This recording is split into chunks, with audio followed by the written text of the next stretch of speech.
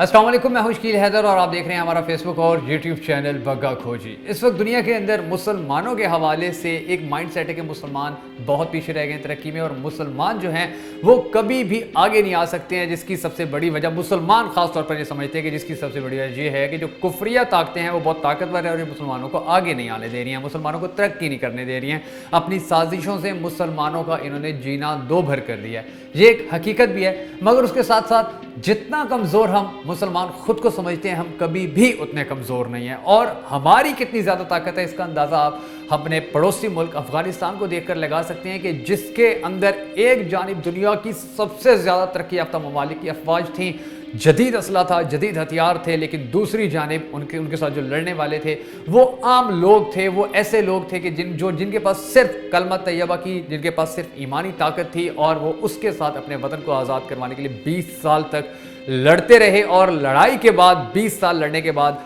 फ़तह जो है उनके नाम हुई। और ये फ़तह सिर्फ इस तरह नहीं है कि आज जिस तरह हम ये समझते हैं कि वहाँ से अफवाज वापस निकल गई हैं और ये सब मामला ठीक हो गए, बल्कि फ़तह ये है कि जो दुश्मन था, जो 20 साल तक मुसलमानों के ऊपर जुल्म करता रहा, जब वापस अपने घर गया है तो वो सबसे पहले यही बात करता नज़र आ रहा है कि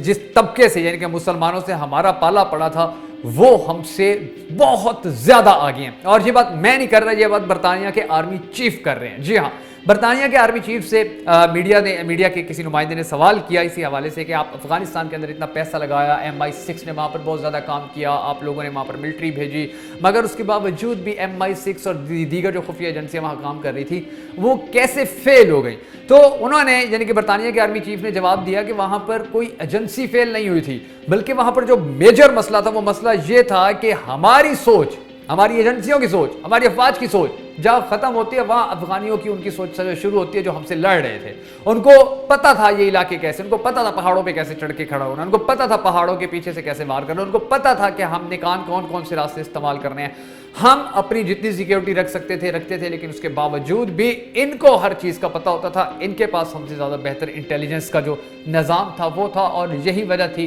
कि हम वहाँ पर जितनी भी कोशिशें कर रहे थे, हम वहाँ पर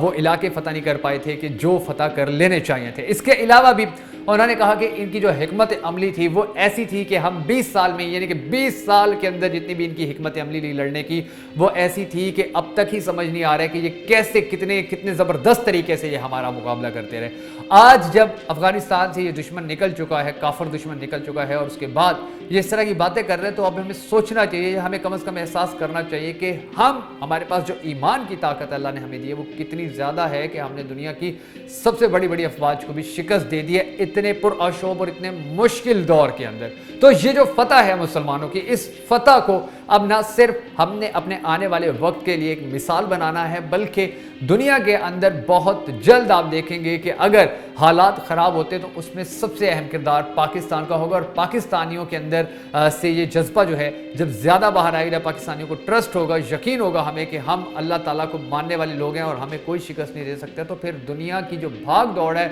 यकीन जानिए वो अल्लाह हमारे हाथ में दे देगा, क्योंकि हमारा जो ईमान होगा, हमारी जो ताकत होगी वो इतनी ज़्यादा होगी कि फिर कुफरिया ताकतें, शैतानी ताकतें हमारे आगे खड़ी नहीं हो सकेंगी। हम सबको अल्लाह ताला से दुआ करनी चाहिए कि पाकिस्तान को और दीगर इस्लामी ममालिक को अल्लाह ताला मज़ीद ताकत, मज़ीद तरक्कियाँ दे, ताकि आलम कुफ्र का मुकाबला करते वक्त जो हमारी इस्लामी ताकतें हों वो किसी सूरत शिकस्त से दो चार ना हो। अगर आप इस दुआ में शामिल होना चाहें तो कमेंट बॉक्स में आमीन ज़रूर लिखेगा।